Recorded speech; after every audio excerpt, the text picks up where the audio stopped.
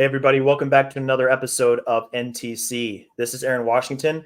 Glad to be back with you guys as your host. This evening, I am very happy to be joined by guard for the Sioux Falls Skyforce. This is Bryson Warren. He is currently with the program and the team in general, Bryson as well. They're having a great season in the G League, and they're approaching the playoffs here, having a great run. So I wanted to take a minute and sit down with Bryson and get his thoughts on his experience both before the G League, in the G League, and then also kind of get his thoughts on a couple of things kind of proceeding after the G League and kind of his future in basketball. Hey, Bryson, I'm glad you've taken the time to join the pod. Thanks so much for sitting down with me this evening. Big Heat fan myself, Skyforce fan. I love what the program does. The culture, everything like that has always really stood out to me. So really glad to be able to sit down with you, man, get your thoughts on some things here about basketball, your life a little bit. You just have a good time with it. So hope everything's been well in your life, and thanks for joining me this evening. Yes, sir. Thanks for having me. To kind of get things rolling here, want to kind of start off with your basketball experience before the G League. Okay. So starting off with the OTE, I want to get your thoughts on OTE. I'm in the Atlanta area, and I've gotten a chance to go to several Overtime Elite games. I went this season. I've covered them as media. And, I mean, you know this very well. I mean, they are great with what they do. With just being in the media space, all the players that are in the program are so talented. It's really a fun environment, and they do a really good job of developing players, getting them better as they proceed to whether it be college or going straight to the pros, like Amin and Azar did last year. Whatever the case is, it seems like everybody that goes to their program just gets better, and they have a better experience in basketball because of that. And you are the latest example of that. So I wanted to ask you about how that program treated you. What did you kind of enjoy about that program? Like, what were your big standouts about the program? How was your time in it? How would you describe your time in OTE? And what did you kind of carry with you now that you are a part of the Skyforce program? So, my ultimate goal was, which is to play in the NBA. So the reason I chose OTE was just because I was one of the youngest players going into it. So just being able to go up against other guys, like that was something I really value, getting better and better, the development. So I just knew that going there, playing against like Amin and Asar and other players like Jay Gort, that was top in their class. I just feel like going there would definitely help me get better and just help me get closer to my goal, of the NBA. And just like the development wise, I think it's like probably some of the best development you can get as a high school player. Mm-hmm. I mean, you just look at everybody. I feel like everybody that got there from the start to the finish, they definitely got better. Like I went there, I gained like 15 pounds while I was there. I became a better player just going against, like I said, the top players across the country, like day in and day out, like morning, evening, night. You can't hide. So you're just getting better every day. And I just believe that was, something I wanted to do, and it definitely helped me in my game. Oh, yeah, big time. I looked at some of the players that came from OTE that played there last year. I'm actually kind of kicking myself a little bit. I wish I had gone to more games last year, just looking at all the talent they had, not just the twins, but Tyler Smith, Alex Sarr, Right. just some big time talent there, man. So I'm sure by going against them in practice every day, getting those reps against them, especially with the twins, at how great they are defensively, just making you work for every basket had to have been a positive experience. And I'm sure now that you are in the G League program, you've seen guys that are on an NBA level. So, hopefully it wasn't as much of a shock once you got to the next level. Yeah, I mean, we had a great group. I remember my last year, my team, me, Alex Sarr, Ethan Almanza, Yeah, Almanza. Jay Gort, like we had some great players just throughout my team, really throughout the whole organization. Just being able to play against them and with them every day, like I said, like development is definitely, probably the best, I believe. For sure. Yeah, they're really good at that, and I'm glad that you had a great experience there. And you're just another example of what Overtime Elite can do for careers for players that just want to get better. So that's awesome. I'm curious, Bryson, you proceeding from the Overtime Elite program. You're in the G League now. You obviously have not had the traditional college experience. So now we see players in OTE going to college. Carter Knox committed to Kentucky recently with OTE. Samto Surreal is going to Kentucky. For you, it was a little bit different. You chose the G League route, and it served you well. I wanted to kind of ask you, what you think the experience might have been like if you had gone to college. Do you feel like being in the G League, it was the best route for you as opposed to going to college? Do you sometimes think about Mhm. what life would be like for you or how your game would have progressed if you went the college route? Like, what are your thoughts on, how that might have played out for you? Yeah, for me, it's just I have no regrets. Like the way I chose is like I wouldn't change nothing for it. Kind of like going to OT. The same reason I chose the G League, instead of maybe going to college was, I didn't want to play it safe. I wanted to do what's best for me, and I felt like the best my development was, already being able to play against the pros. The NBA players that come down. Like I think I read a study. It was like the top draft picks, like half the top first round picks, got to go play in the G League just for development. So it's like Right. me already playing in the G League and being able to learn from, my teammates and my coaches, like I'm already a step ahead of most people that's gonna have to come down and play in the G League anyway. So I'm already ahead True, of the true. curve in that situation. So I've learned so much from the G League just already being here. So I'm getting that firsthand learning. Like I played behind four call ups. They all of them were guards. So just Mhm. being able to learn from them, it's been tremendous. Like they just knew my assistant coach. We talk a lot of defensive stuff, which helps me out, and just my playmaking, getting the paint touch. So that's improved so much. So no, I really think that I think I chose the best path for me. I even look at a guy like Gigi Jackson. That's my guy. Yeah. We was killing together at top 100. Um, he went to college. He did decent, but I think in the G League he really got to develop, like show his game. And I feel like now he got a call up. He's on a standard contract right now, so like Hmm. that's just a good example. Like he developed, and I feel like that's a lot of people don't have to do anyway. So with me already doing it, it's like I'm just ahead of the curve. For sure. That's a good point. I've actually read studies like that as well. There's a lot of articles that have come out talking about how many of the game's best players have Mhm. gone to the G League. Exactly. Back when it was the D League, like way back, it was looked at differently than it is today. It was like a demotion. Mhm. It was like, hey, you're not performing, you're not playing up to expectations. You got to go down to the D League. You're getting, thrown down there and forgotten. That's how it used to be looked at. Mhm. And today it's just like, hey, it's a rite of passage. Like everyone needs to go through it unless you are a number one overall pick, unless you're like Wemby or Chet or somebody like that. You're gonna need to go down there, get your reps, Mhm. learn how to play the game the right way, and then go up and make an impact. So no, I totally echo those thoughts. I think that the G League is a great experience for everybody. And that's great that you have no regrets. I mean, we need to live that way, and I think that's how you maximize the most of your potential and what you're trying to accomplish. So going forward from there, you made the jump, like I said before, from high school straight to the G League. So for you, that's a pretty big leap to make because you're not in the NBA officially yet, but you're going against some players every night that have been on that level before. They have been in the NBA. They have those reps. They have that experience. G League Ignite is a good example of that. They have Norris Cole. They have Gabe York, a couple of guards that have gone through and had NBA reps. So that's definitely a big jump to make. And Mhm. I'm just curious, when you first started out back last year, the last fall, and you were getting well, last fall or even before that, and you were getting those first reps against NBA caliber players. Right. What was the adjustment like for you? Making that jump from OTE to Mhm. G League.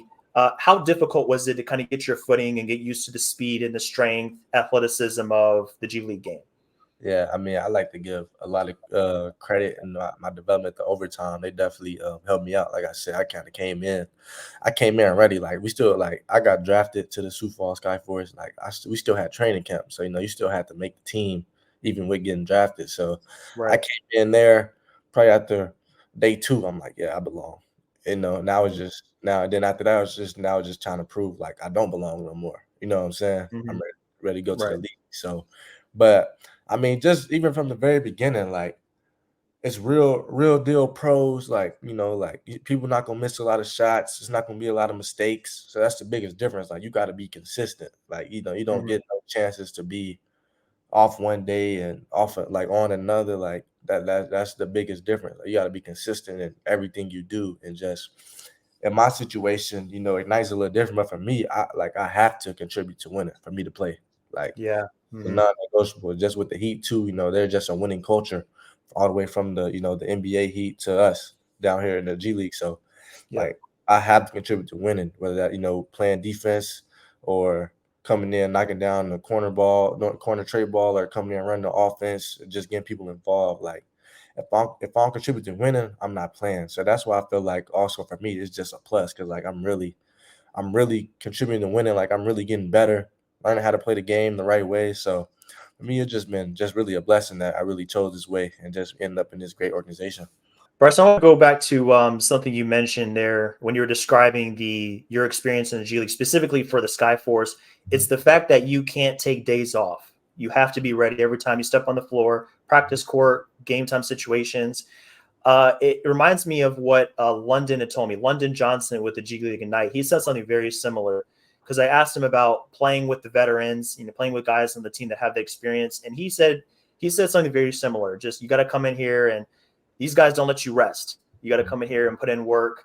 And have you had the opportunity to kind of speak with people that are in the Heat organization? Have they kind of been able to kind of tell you about the way things are going to work Mhm. as far as just putting in the work, always being ready to contribute. Have people been in your ear about that and how the Heat kind of emphasize that? Yeah, I mean, a lot of my teammates have been like they've been looking out for me. They've been telling me how it's gonna go. Just all the guys have definitely been in the league or on the two ways. Like I know Jamal Kane, that's my guy. He really like lets me know like how everything operates. Like what they expect from me and just stuff like that. Like he tells me a lot of stuff that's real that really helps me out, helps my game and just my mental, just what to expect. So even like I think just like my Jamari Bouye, he with the Spurs now, but like that was my Mhm. guy. Like I learned a lot from him. He always looked out for me. He just kind of like told me what to expect. Just somebody just to kind of like help me out on the court and stuff too. So just been able to learn from him and even Alondas Williams, man. Yeah, Just been able to like play with them, just like they're great players. So like, I've been having to guard them in practice, for the last couple months. So like yeah. I've just been improving. They've been guarding me. So it's just been really fun and just like I said, my development, I believe, is amazing. For sure. I mean, I was looking at the roster earlier about guys that have experience. Josh Christopher is another guy that stood out to me that's been the next level.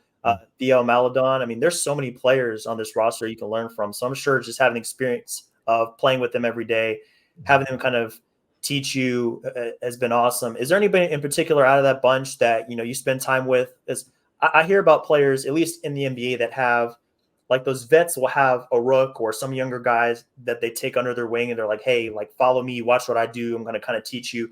You name some guys. I think there are a couple of guys before you might have mentioned, but like, do any of those guys come to mind for you as somebody that like, hey, I kind of shadow them and I just kind of follow them every day to kind of see how they prepare and play the game? Team, I think I'm in a unique situation. Like I said, like really, like a lot, like all of them really, like we're all super close. So like we're all looking out for each other. But like I said, like Bouye, like that was my guy. Like he really looked out for me. Just like show me how to like if I'm trying to finna run a certain play, like he just tell me what to look for and just stuff like that. Same goes for Man.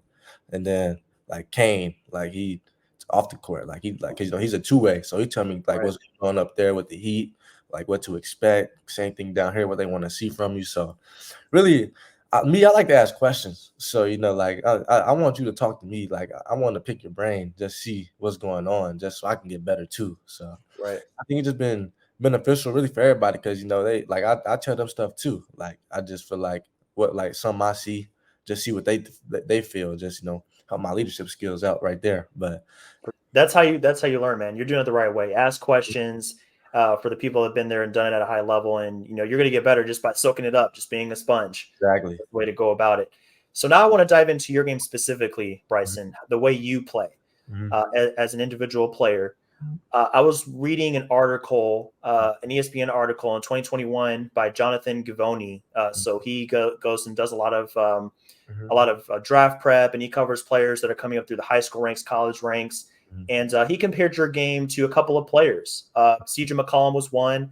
Darius Garland was another one. A couple of guards that have great handles. They're very skilled. They have great touch. They can shoot the ball.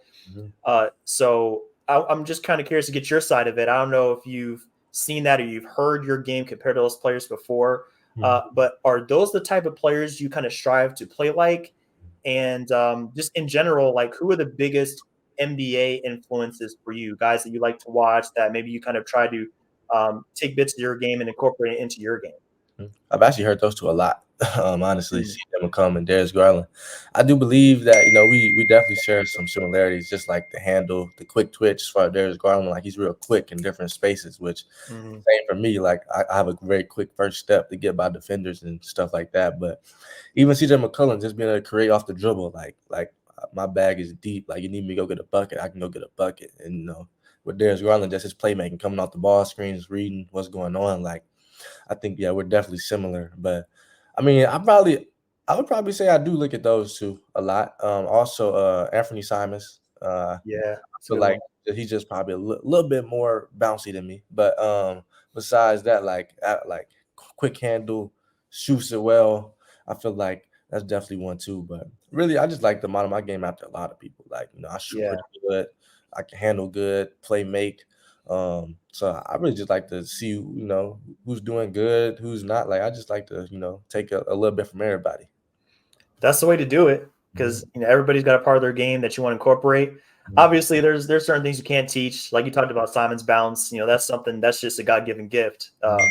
for him. But yeah, those are great guys to compare your game with. I was actually watching CJ this afternoon. The Pelicans played the Pistons and they got a great win, and yeah, he just really just continues to just put me in awe sometimes with that handle and his package and stuff. So I mean, if you are taking bits from his game, I'm sure you're going to be in a great position to continue to just be a great contributor and a great player. Yeah. So there's a question I have for you. This is probably the burning question I have. I really wanted to get a take on this from a G League player such as yourself.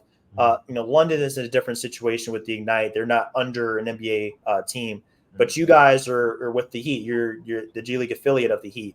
When it comes to the type of plays, the type of schemes that you run, both offensively and defensively, I'm not sure if you can speak to this or individually, or if somebody has told you this, but I'm just wondering: Are there do the Skyforce run plays or sets that are similar to what the Heat run, just to make a transition easier for guys that might be caught up, like Cole Swider, Alondis, guys that will play for both clubs?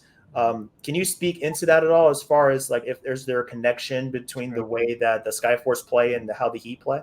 It might be a couple plays we do. I think we do some stuff different though when I be asking them and stuff, Kane Mm-hmm. and Cole. But I think the Heat do a really great job of developing though, developing overall and just developing their two ways when they do come down here or when their assignment players come down here. Like I don't know if every team does it, but the Heat we definitely they definitely highlight their two ways when they come down here. Like so.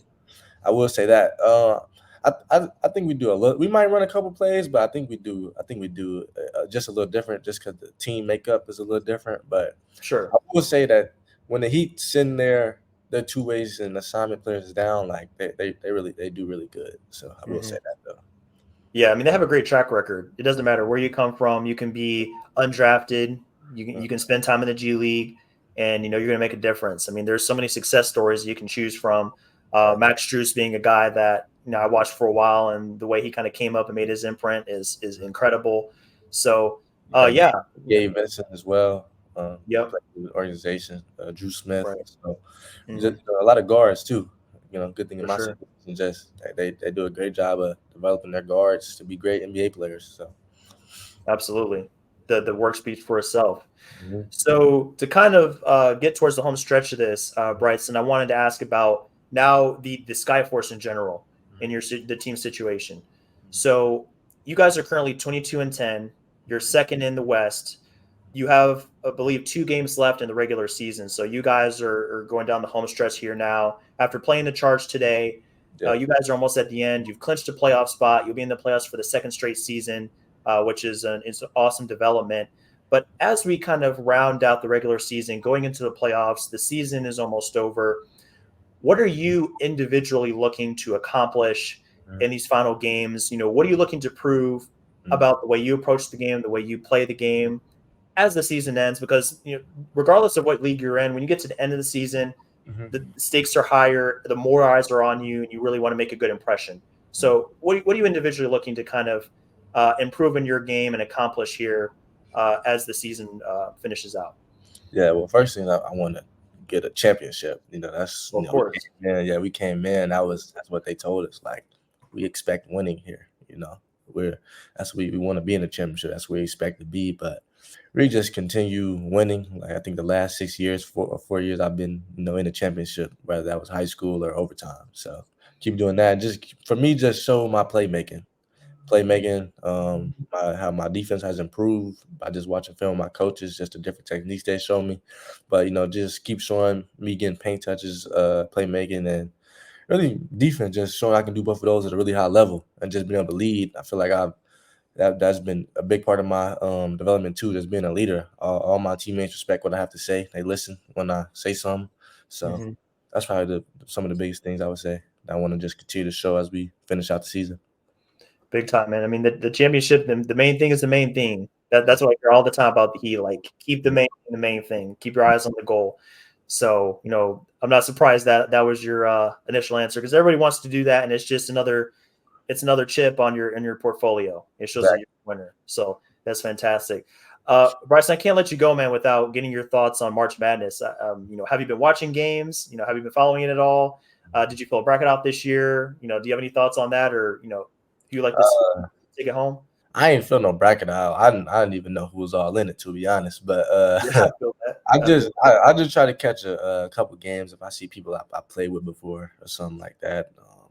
I really don't know who's gonna win. I'm not gonna lie. I haven't been paying attention, but I maybe I would Houston. Maybe I think they're pretty good this year. I know UConn's pretty good, Yep. but yeah, I really just be watching if I know somebody. Like, I think Grand Canyon's playing right now. I got a friend on there, Colin Moore. He's doing pretty good. So, Nice. like, I really just watch and see if I know somebody. But we be so busy down here, working, getting ready. So Yeah, I just try to catch it when I can. I feel that. I went with UConn in my bracket, man. I mean, I haven't been watching much myself, Mhm. so I went with the popular pick, Yeah, and they're still doing well. So I figured, that would at least be a exactly. decent pick, since I'm I watching a haven't lot been able of to. NBA, so that's Yeah, what yeah, I'm focused on now. That's where I'm trying to go. So that's what I've yep. been. I feel that, man. I feel that absolutely. So I think that's about all I have for you, Bryson. But hey, I want to thank you again for taking the time to join the pod, have an interview with me, getting to talk with guys such as yourself, London, Tyler Smith, all these guys. You guys are awesome. I really respect what you're doing in the G League. And coming from OTE as well. I mean, you guys are all making a really good impression, and you're kind of demonstrating the fact that OTs knows what they're doing when it comes to developing players and give you guys a great experience. So thanks so much again. I wish you the best rest of the season, and hope you guys can take it home, grab the chip, and have a good rest of the season, man. So thanks again. Yes, sir. Appreciate you. Said Tyler Sim. Yeah, that's my guy too. He been killing too. Another OT Yeah, product. man. So, yeah, man. We just OT Yes, killing the game right now. absolutely. I can't wait to see more of you guys come out and do the same thing. Just make it happen on the next level. So that's awesome. So if you guys are looking for more content like this, such as an interview with great players like Bryson, be sure to check out notradeclause.com. This is what we do. We bring you guys great content. We got a lot of numbers, a lot of salaries on the site. So be sure to check that out if you're looking for more of this. No Trade Clause on Instagram, no trade _ clause at Twitter/X is where you can find even more content like this. So hope you guys will check that out. And we're going to be signing out. But until the next time, guys, enjoy the rest of your day. Enjoy this NBA action, G League action. And we hope to see you on the next one. Take care.